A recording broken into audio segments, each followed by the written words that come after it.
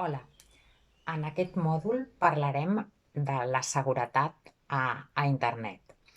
Aviam, quan un usuari, una empresa, es posa dins del que és el món d'internet, deixem de parlar de seguretat i comencem a parlar de ciberseguretat. Llavors veurem una mica el que és el phishing, els antivirus i com podem estar en un ambient més segur utilitzant tot el que és les noves tecnologies. Anem a parlar del que és la ciberseguretat. La ciberseguretat no és res més que la seguretat que tenim en els nostres equips per salvaguardar la nostra informació, les dades que tenim d'altres clients. Ara mateix ja no és opcional i té que ser una prioritat a la nostra empresa, perquè com estem ja estem en un entorn completament digitalitzat, estem dintre d'aquest ecosistema tant a nivell d'empresa com a nivell particular. Llavors, dintre d'aquest ecosistema, és la vida pròpia i hi ha actors amb bones intencions i actors amb intencions que no són bones. Llavors, quan vivim i ens desenvolupem en el món digital, deixem de parlar de seguretat i comencem a utilitzar el concepte de ciberseguretat. Hem de saber si som molt vulnerables a possibles atacs o poc vulnerables. I això es fa analitzant a l'entorn en el que ens movem, tant intern com extern. Per què és això? Perquè cada vegada estem utilitzant els dispositius mòbils, serveis en el núvol, i tot això, tots aquests avanços tecnològics sí que ens donen moltes possibilitats, però a la vegada fan que siguem vulnerables a un atac a les nostres dades. Penseu que ara mateix la informació, les dades, és el més valuós que té una empresa. La ciberseguretat ara mateix ja no és una aposta, sinó que és una inversió i el que aconseguim és confiança en clients i en proveïdors. Ja hem de tindre unes bones pràctiques i polítiques de seguretat. Hem de fer còpies de seguretat, hem de mirar els suports i com esborrem les dades, com utilitzem el correu electrònic perquè no ens facin phishing, perquè no ens entri un virus, el tema de les contrasenyes. Hem de tindre presents certs passos per poder estar segurs de que no ens intentaran entrar a robar dades o tindre un virus. Normalment, sé que en aquests moments, estem parlant d'empreses unipersonals, d'autònoms, només sou vosaltres, però si teniu col·laboradors o algú de fora que us té que donar un cop de mà, sobretot li doneu permisos i drets depenent del que hagi de fer. Intenteu establir uns horaris de connexions, sobretot al núvol i tal. Les credencials, el que dèiem, individuals. Per cada usuari, per cada persona, un usuari i una clau i una contrasenya. I allà on us ho permetin, doncs utilitzar el tema de l'autentificació en petjada o facial o de retina. I en mòbils, alguna de vosaltres igual el té ja, que ja no has de posar per entrar alguna contrasenya, sinó que és amb la teva petjada digital o amb la retina de l'ull per poder obrir el mòbil. Un dels més importants, dels atacs més importants que heu estat sentint tots aquests dies és el phishing.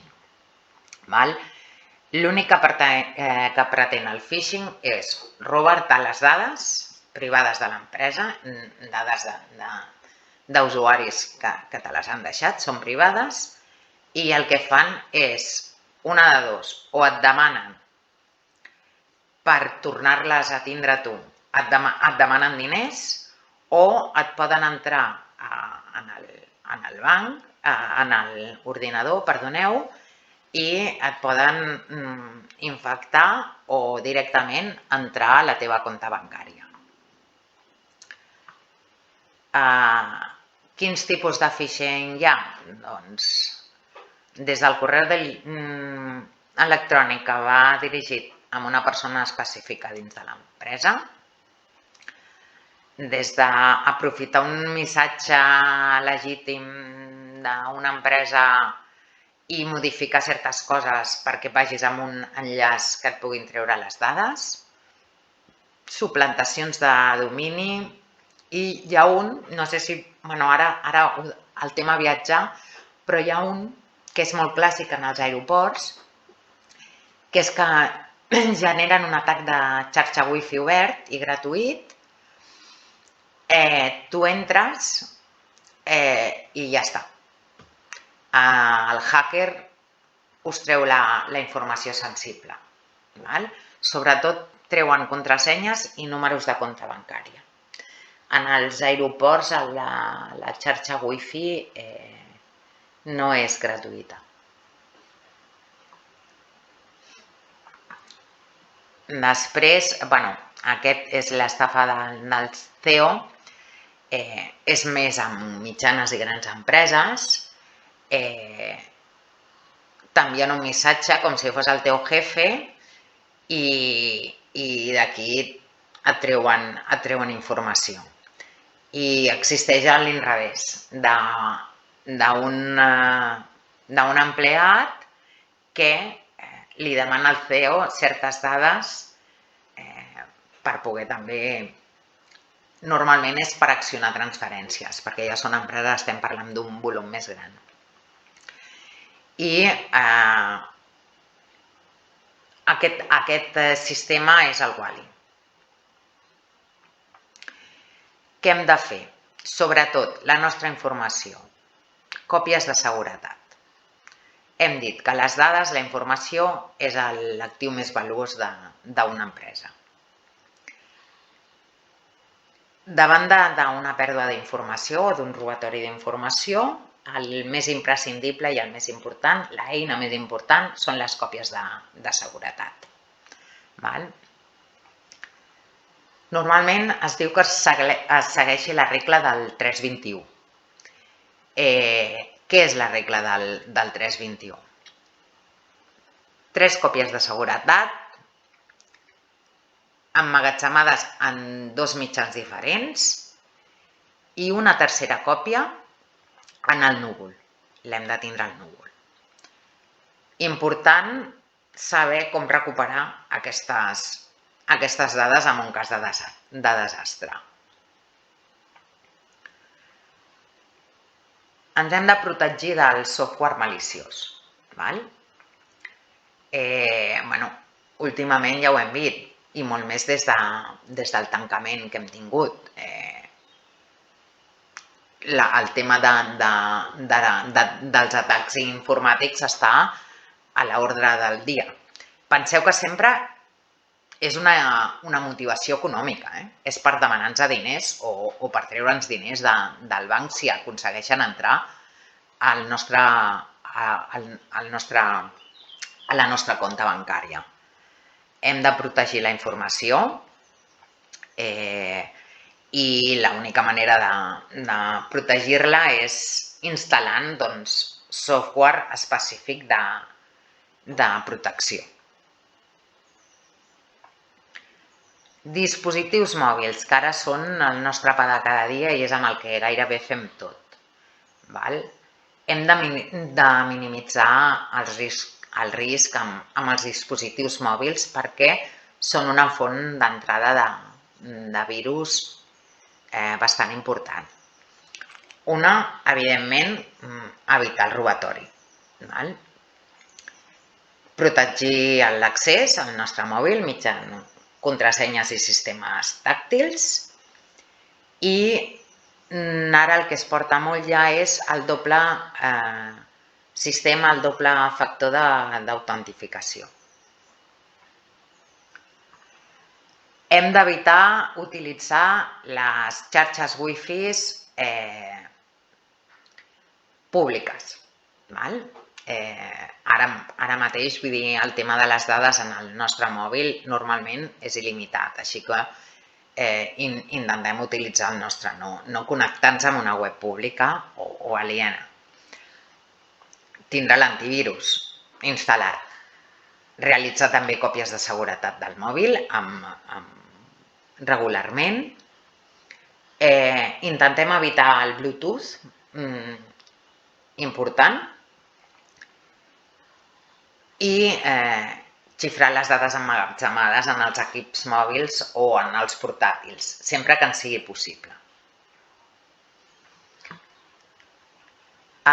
Últimament també utilitzem molt les memòries externes, un disc dur, un enllaç òptic o sistemes gratuïts també en el núvol. Tot això també és una font de risc.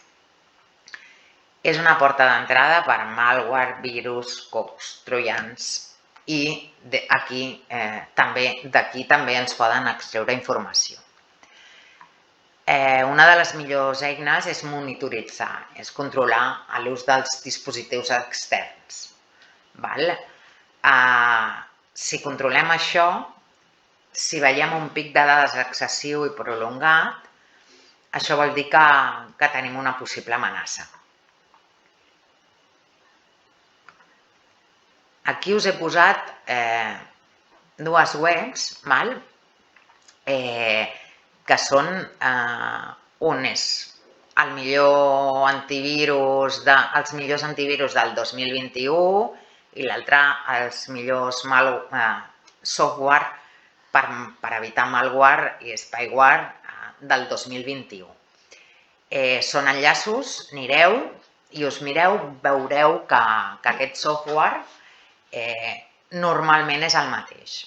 Està el Norton, està l'AVA, vull dir, us ho aneu mirant i mireu a veure quin us aniria millor. Com sempre, hi ha una part que és free, que és gratuïta, i l'altra que és de pagament.